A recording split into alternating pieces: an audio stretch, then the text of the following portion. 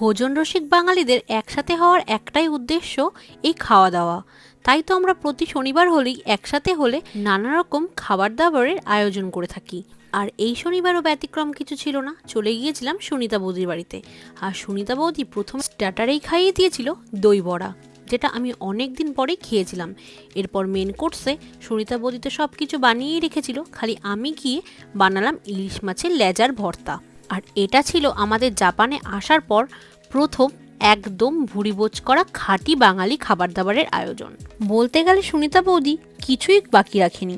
প্রথমে দিল লাউ পাতা মোড়া ইলিশ মাছ ভাপা, তারপর ইলিশ মাছের মাথা দিয়ে কচুরলতি, এরপর ইলিশ মাছের লেজা ভর্তা, পটল বাটা আর কাতলা মাছের মাথা দিয়ে মুড়িঘণ্ট।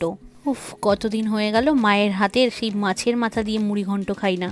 আর সত্যি বলতে এই জাপানে এসে মা মাসির হাতের এই অথেন্টিক রান্নাগুলোই বড্ড মিস করি।